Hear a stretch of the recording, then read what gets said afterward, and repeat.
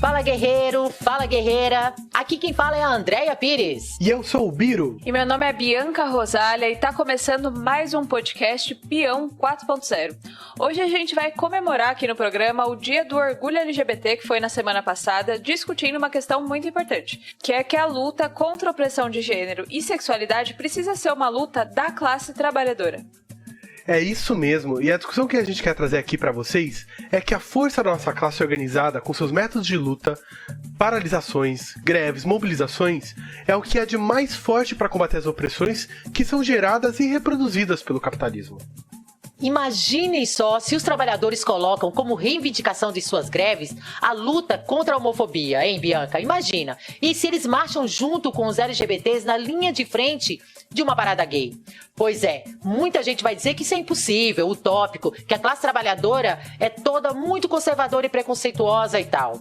Mas a questão é que tanto não é impossível como, na verdade, isso já aconteceu na história.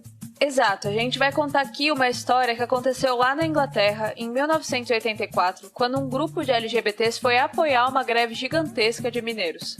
Os mineiros ficaram tão agradecidos com o apoio que eles passaram a defender também as demandas LGBTs, e isso foi de extrema importância para a luta por direitos na Inglaterra. E essa história é contada em um filme bem interessante que se chama Pride, Orgulho e Esperança, que a gente vai comentar um pouquinho aqui. E também vamos explicar um conceito bem importante chamado hegemonia operária, para mostrar como a classe trabalhadora pode ser porta-voz da luta contra as opressões e tem o potencial de livrar a humanidade de tudo isso. Bora começar o programa, gente? Bora! Bora lá!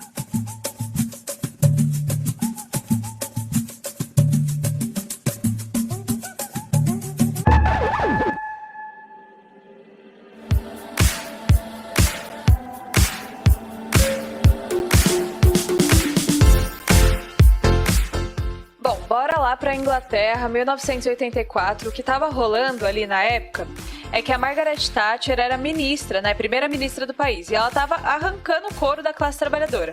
Ela estava implementando um monte de ataque que ficou conhecido como neoliberalismo. Sim, Bianca, e a Margaret Thatcher foi a pioneira nesse lance de neoliberalismo.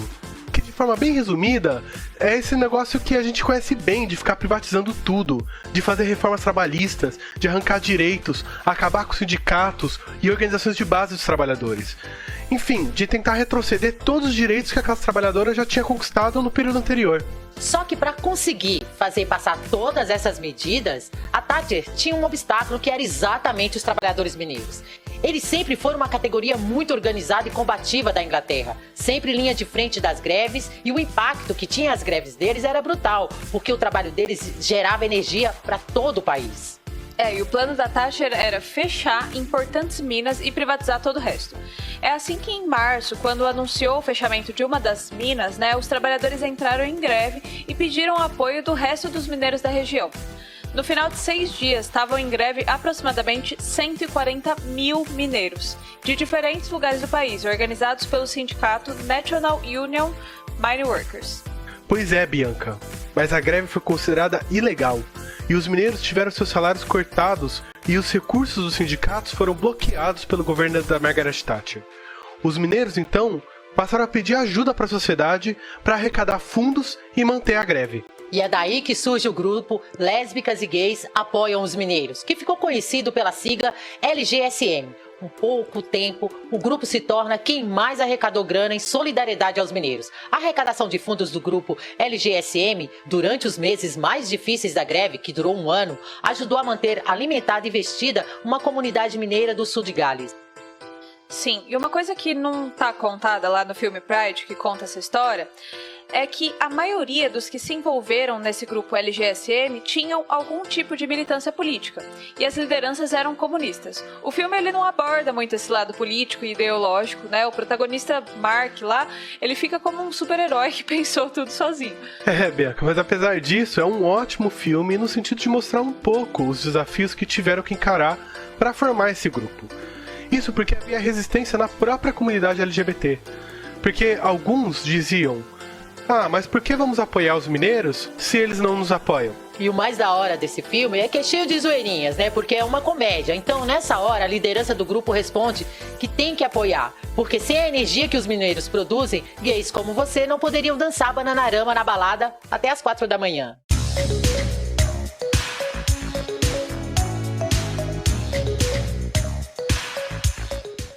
Pois é, mas brincadeiras à parte, assim, o grupo LGSM vai convencer a comunidade LGBT de apoiar os mineiros, mostrando que esses mineiros têm como inimigos os mesmos inimigos dos LGBTs: o governo da Margaret Thatcher, a polícia e toda a mídia conservadora e burguesa. E pior, Bianca, que eram os anos do aparecimento da AIDS. Havia falta de tratamento e nenhuma ajuda do governo. Pelo contrário, eles estigmatizavam os LGBTs, dizendo que essa era uma doença rosa, e os chamavam de pervertidos. Esse mesmo governo, e a mesma polícia, e a mesma mídia que atacavam os mineiros. Biro, tanto que em uma das cenas do filme, um dos mineiros revoltado com as calúnias contra os LGBTs publicadas no jornal, diz: bom, se eu não acredito no que essa mídia diz sobre a nossa greve, por que eu vou acreditar no que eles dizem sobre vocês? Pois é, e vendo que era um inimigo em comum, se tornou muito mais fácil a unidade entre o grupo LGSM e os mineiros. E que, no primeiro momento, né, gerou um estranhamento entre alguns trabalhadores que eram um pouco mais conservadores. Mas o filme aborda de uma forma, assim, muito sensível como é que ali, né, no calor da luta e a partir da solidariedade que os LGBTs levaram, foi se rompendo o conservadorismo e avançando a consciência dos trabalhadores. E isso é um elemento muito importante pra gente refletir, porque muitas vezes a gente ouve aí de uma galera bem cética e pessimista, dizendo que é impossível ou vai demorar muitos séculos para rompermos com machismo, racismo, homofobia e etc.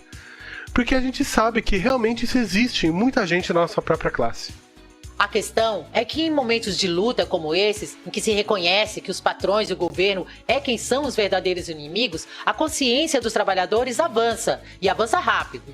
E é possível reconhecer que contra nossos inimigos temos que ser todos aliados, homens, mulheres, brancos, negros, heterossexuais e LGBTs, e nos respeitar, porque o desrespeito entre nós apenas nos enfraquece. É isso aí. E a Virginia Gitzel, que é uma companheira nossa do grupo de Mulheres Põe Rosas e é militante trans, enviou pra gente um relato contando um pouco uma experiência que ela passou quando ela foi apoiar uma greve alguns anos atrás, em que ela passou uma situação bem parecida com a situação do LGSM, né, que a gente tá falando aqui. Ouçam aí. Oi, gente.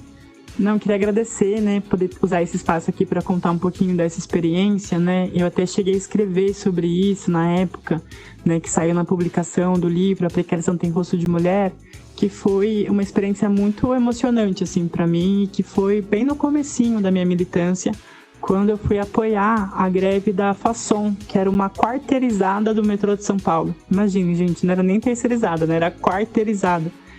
E foi uma experiência muito interessante, assim, porque eu também estava no início da minha transição de gênero e eu lembro que eu estava com o cabelo ainda bem curtinho e tudo, e usava, né, já vestido e várias roupas e tudo. E aí, quando eu fui a primeira vez, eu lembro que eu fui com uma certa insegurança, assim, né, de como ia ser a reação das pessoas ali, até porque ainda era uma coisa muito nova para mim.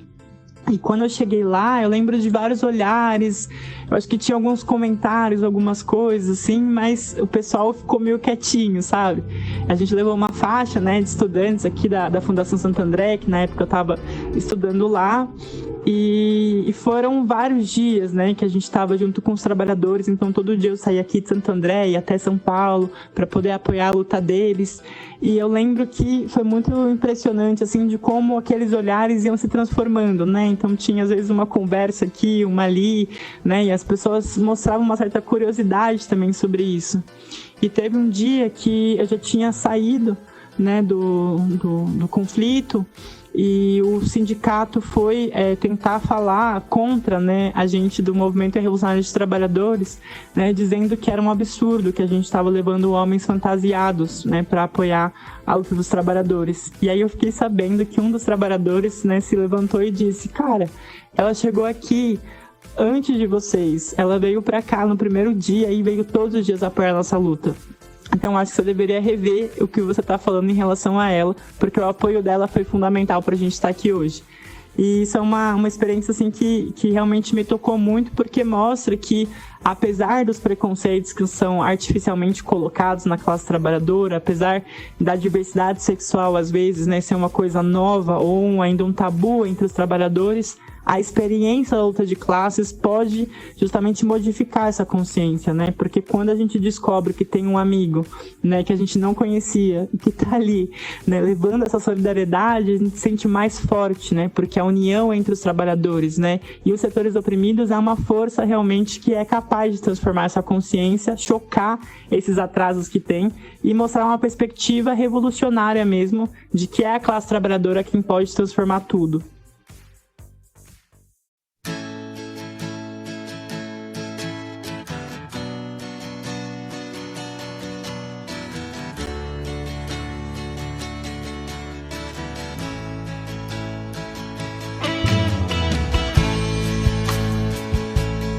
Meu, sensacional esse relato, né? A gente tá aqui justamente falando como esse tipo de exemplo é real, e a Virgínia traz uma coisa que aconteceu com ela recentemente, em tempos atuais.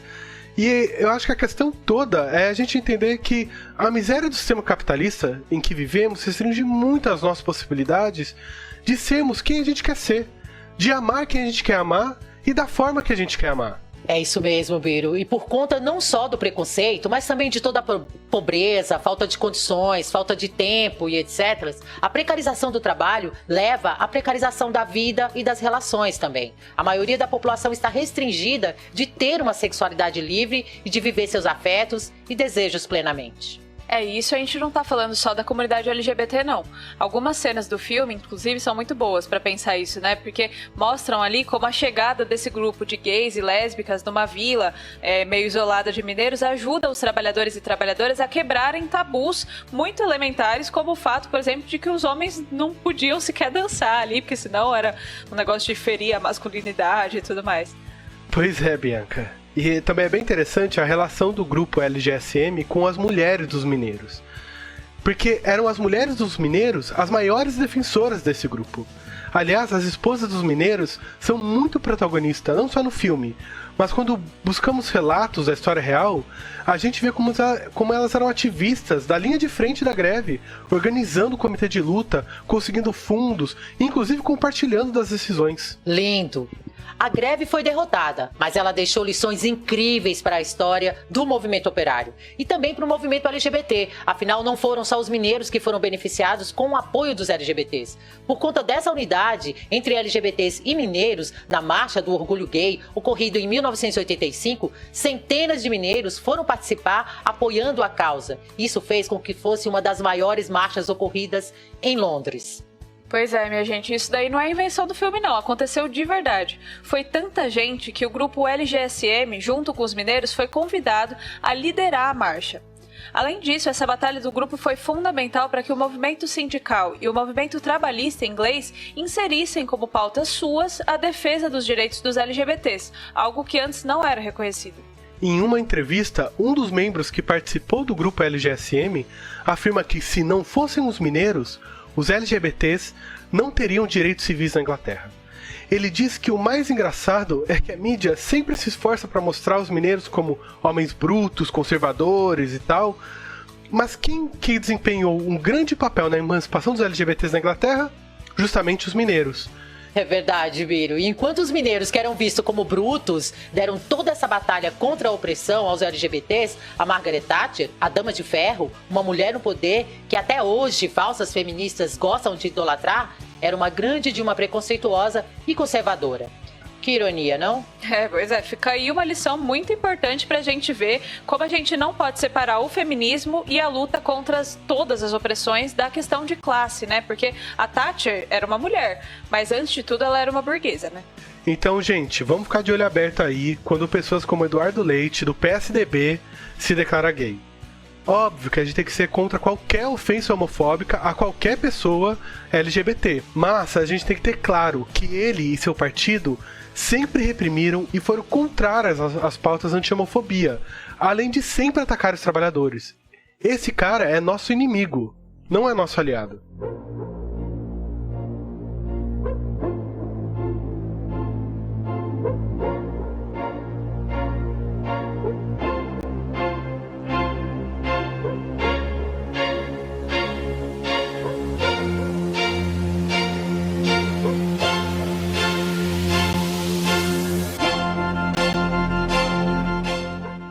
Esse exemplo de lá da Inglaterra deixa muito claro como não vai ser Margaret Thatcher ou Eduardo Leite que vai acabar com as opressões, mas sim a força dos trabalhadores, quando se colocam como porta-voz da luta dos setores oprimidos. Afinal, a classe trabalhadora tem em suas mãos um poder gigantesco. Se os trabalhadores paralisam, fazem greve, quem é que vai produzir em seu lugar? Se são eles que produzem tudo.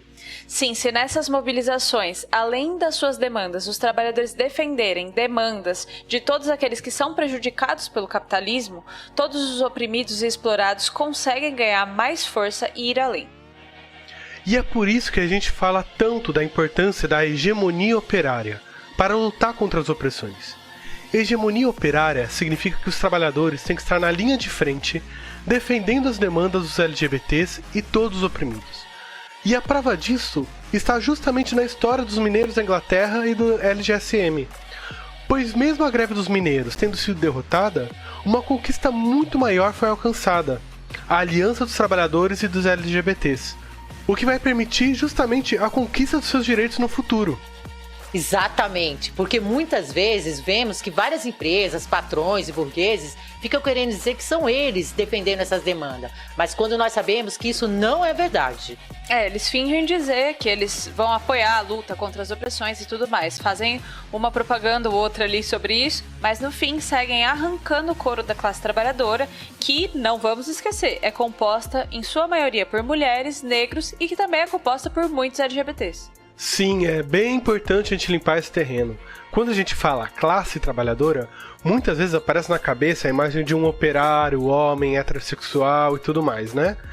O que muitas vezes a gente acaba não vendo é que nossa própria classe é composta por todos os setores oprimidos também. É verdade, Biro. Somos muitos gays, lésbicas, bissexuais e transexuais da nossa classe. Os LGBTs sofrem muito com a exploração do trabalho. São colocados em postos de trabalho muito precário. Isso quando conseguem trabalho e não estão jogados no desemprego. Isso porque ainda há muito preconceito e muitas empresas não contratam pessoas que são homossexuais e transexuais. Como, eles colocam como se eles não fossem trabalhadores. Exato, daí quando eles contratam com salários muito baixos e sem direitos, como é o caso dos trampos, por exemplo, de telemarketing, onde há muitos e muitas trabalhadoras que são LGBTs.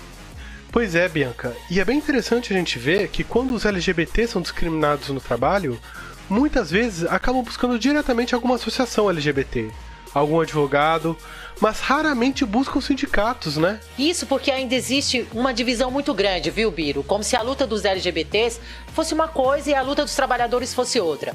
Os próprios sindicatos e as direções dos movimentos, na maioria das vezes, colocam essa divisão. Mas não pode ser assim. Os sindicatos precisam defender os LGBTs e o movimento LGBT precisa se aliar aos trabalhadores. Sim, pouco a pouco a gente vê cada vez mais a classe trabalhadora se tornando mais feminina, mais negra, mais LGBT, e isso só reforça o sentido de todo o combate que a gente está falando aqui.